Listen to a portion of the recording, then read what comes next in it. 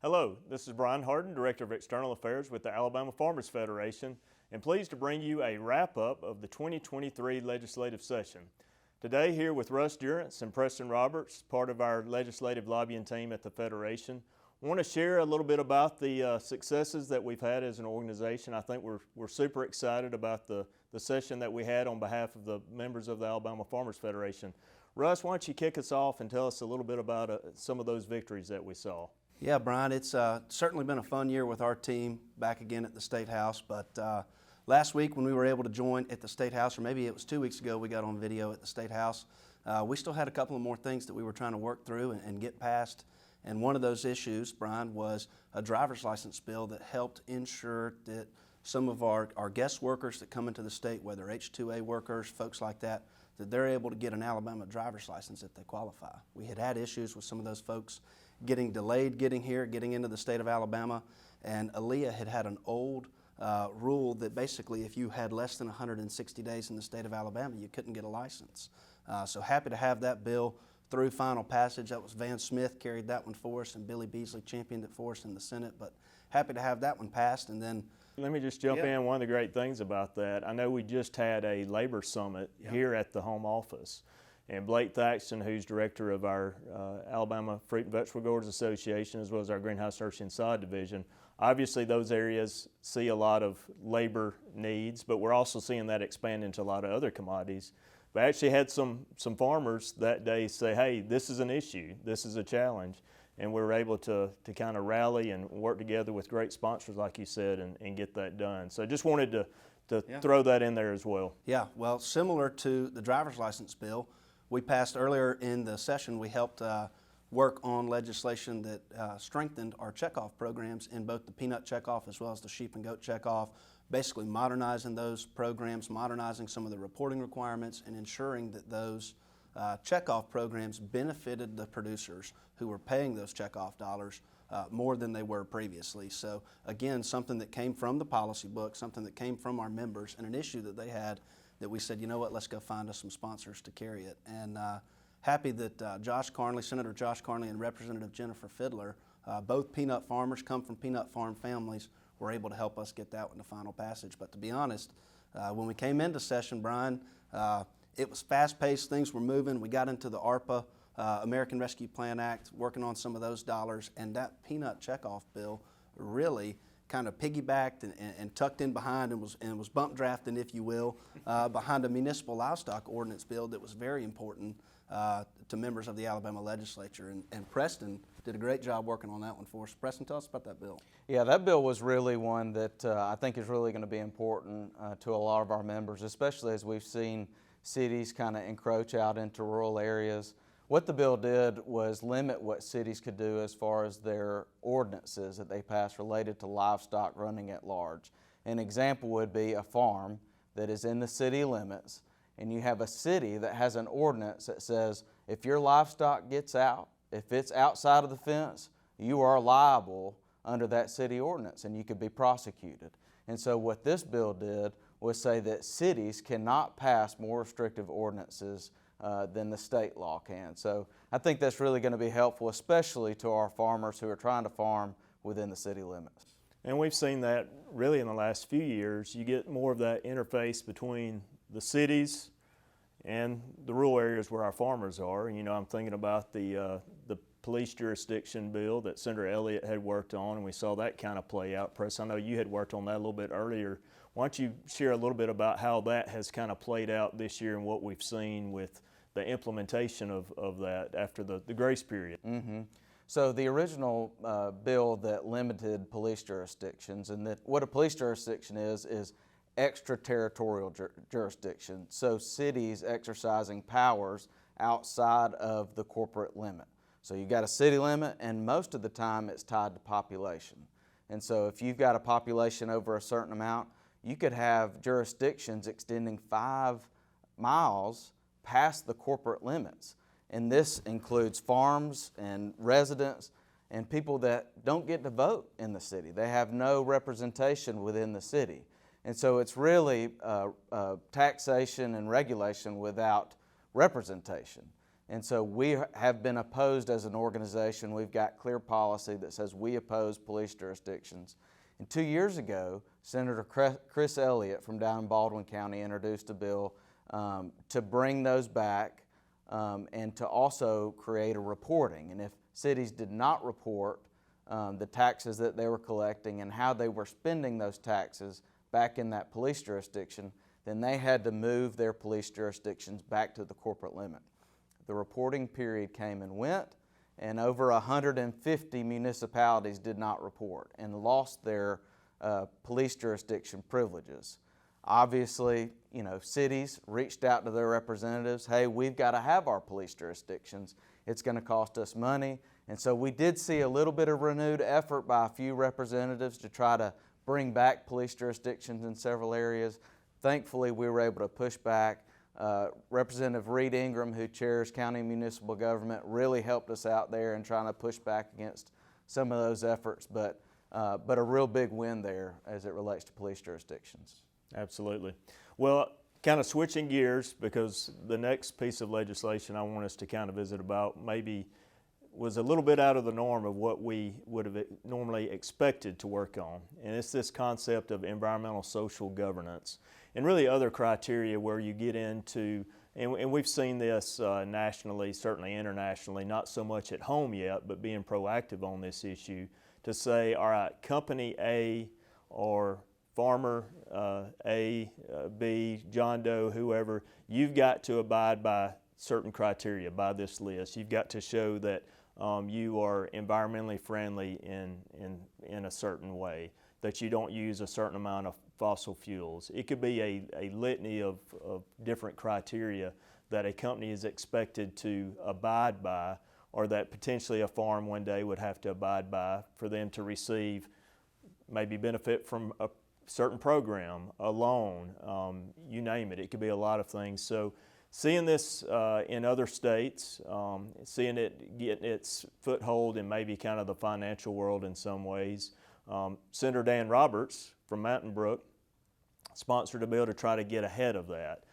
So maybe, Russ, from your perspective a little bit, talk a little bit about how that kind of played out and your perspective on that, why you think that's important for us and going forward for our members. Well, it is certainly a tough issue, Brian, and it's one that I think a lot of people, if you really get into it and you study it, maybe you've heard the letters ESG before, and maybe you know a little bit about it, but you're not really sure how it affects you, how it impacts you, how it may work, and I think we ran into that, and we saw Senator Dan Roberts maybe run into that sometimes too, trying to explain the bill and explain what it did. But there is this fear out there that farmers at some point may not be able to go out and get a loan because of the industry in which they're involved in, or other issues like that.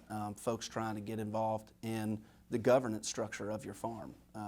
But seeing that bill come through, basically, if I was to recap that bill, I would say that it ensures that folks are able to operate kind of at a status quo, that folks are not going to be able to come in and put burdensome regulations or rules or restrictions on your business that are outside of your ordinary business practices. If your job is to invest, or if your job is to farm or something like that, you're not going to be told exactly how to do every single little thing in your business. So I do think it is a step in the right direction. I think it protects our members. I think it protects us as a company. And I think it helps us protect kind of the values that our members believe in here in Alabama. So I think it's a great bill for our members.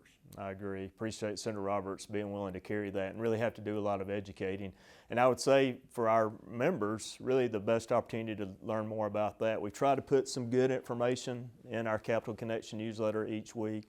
I know Attorney General Steve Marshall even testified before the House Oversight Committee in Congress. So there are some things that hopefully our members will avail themselves up that I think we'll continue to hear more on this issue.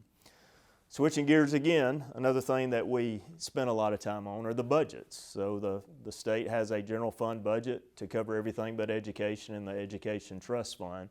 We file a lot of things in that budget to make sure that those are at the level of funding that we support or that our friends ask us to help them to support.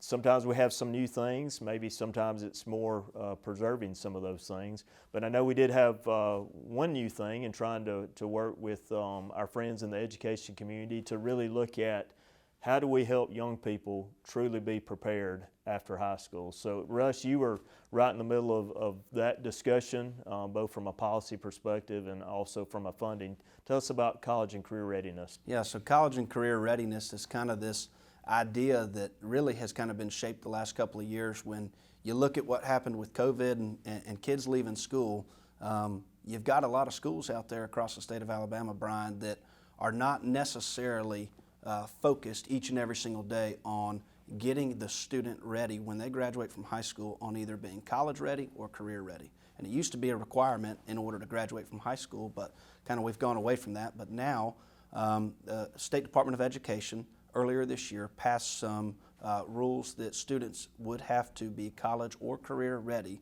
meet one of these indicators of college and career readiness by, I believe, 2028. And Representative and Chairwoman Terry Collins from Morgan County brought some legislation, House Bill 109, that helped kind of speed that process up a little bit and strengthen the college and career readiness program.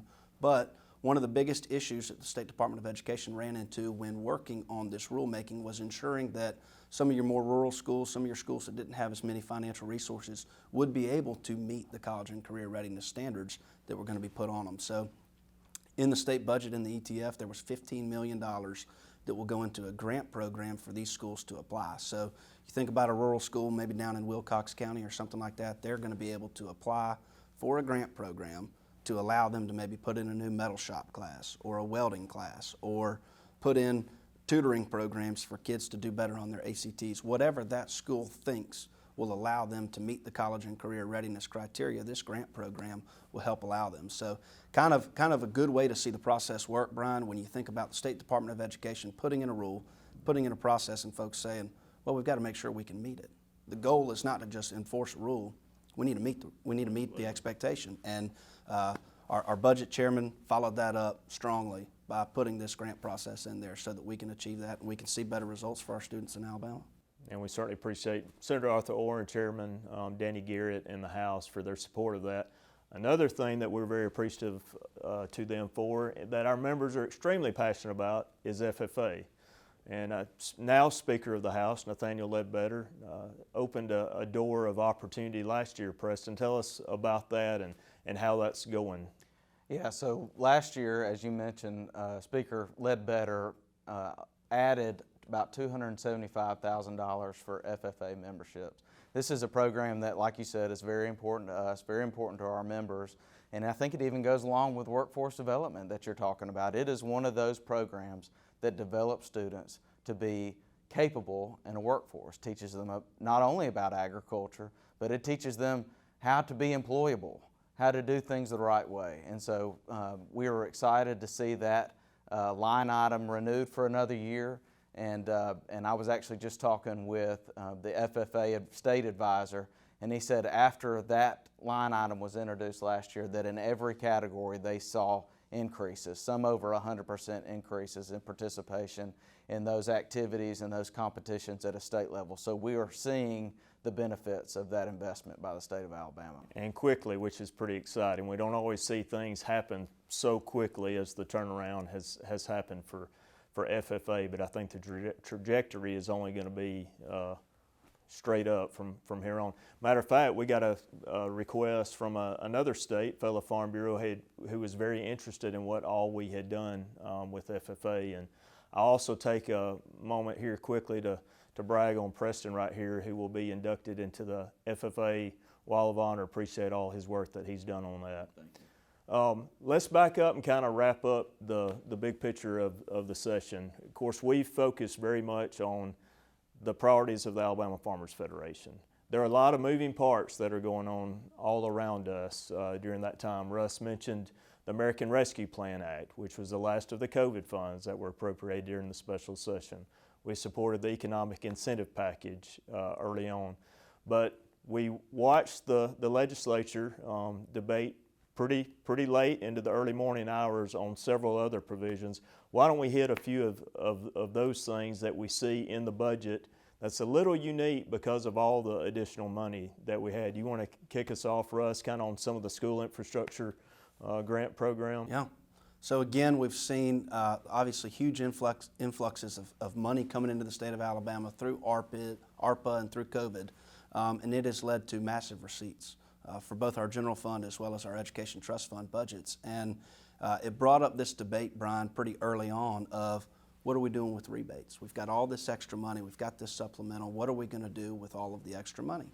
And one of the unique things, after the House and the Senate and the governor all kind of went back and forth debating on rebates, they came up with basically an education plan for infrastructure. And it's something we hear about all the time from our members, often when rural counties are looking at the infrastructure of their school systems and their school buildings. They say, well, we need to, we think maybe we need to raise property taxes, or we need to do this or that. Well, the legislature has backed that up once again with helping to combat that idea of raising taxes by implementing this program that will allow for, again, school systems to apply and work on programming that will allow them to put in new infrastructure in their counties. So I think this will help our members. I think it will steady some of those conversations, and I think it's another good sign or good effort by those in power and those in leadership in the Alabama legislature of using taxpayer dollars responsibly. Yeah. It is, I hear Chairman Danny Garrett in the House say all the time in several of his committee meetings that often when you have the most money, you make the worst decisions financially. Yeah. And they have certainly tried to make sure that they're not making poor decisions, and I think their leadership and what they're doing and spending the state's dollars on certainly back that up. And there'll be a program overseen by Lieutenant Governor Ainsworth. And then kind of the last remaining big topic that was out there with the legislature was the reduction of the grocery tax. Why don't we just kind of hit, where did that end up, rebates, savings, what the legislature did to address all of that? Yeah, like Russ said, they had a tremendous amount of money, and they had a lot of decisions to make. There were people that expected tax cuts, I think rebates as well, and there's a certain group that wanted to save it, which I think all three of those are reasonable things to do when you have a surplus like the state of Alabama had.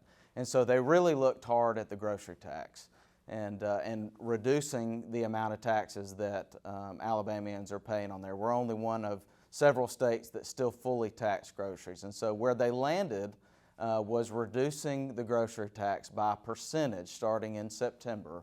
And then if the Education Trust Fund budget grows by 3.5%, reducing it another percentage at that time. And so reducing the total percentage by half under certain conditions. Yeah.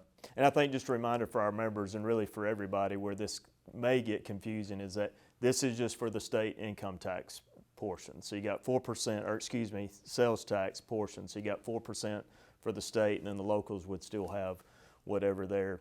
So, I would say it's been an outstanding session, not only for us, but I do think our leadership of the legislature is to be commended for the work that they did. They had a lot to balance. There's a lot that we've not even talked about in this kind of update. Well, we wrapped up one session, but we're already looking at the possible next one, whether that's a special or a regular session that will be next. One issue that looms is gambling, as it seems to continue to loom.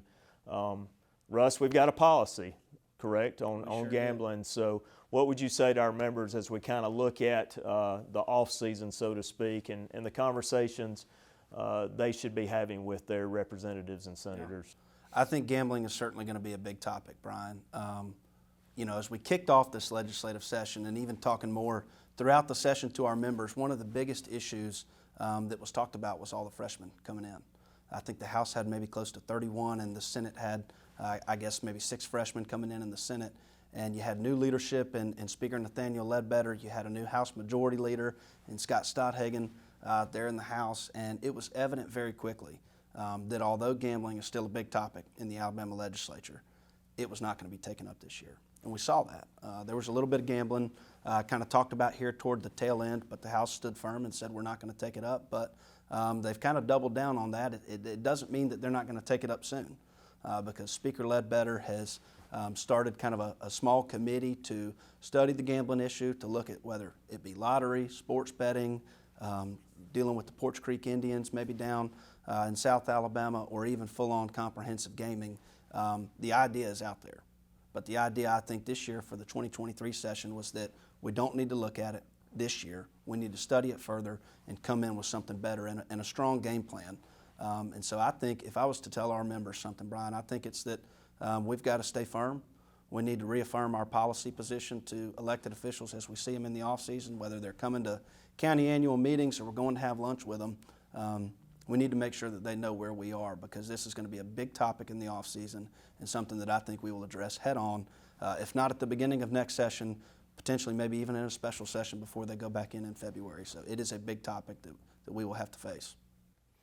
With that, thank you. We appreciate your time to listen, to engage with us during this legislative session. As always, we are here and available to you. We hope that you will reach out to us as we begin our policy development process this summer at county annual meetings. We know there'll be a lot of discussion that could impact future legislative sessions. We again appreciate the leadership of the House and the Senate, the budget chairs, all the members that worked so well with us this year. But thank you most of all to you members and what you do every day for us.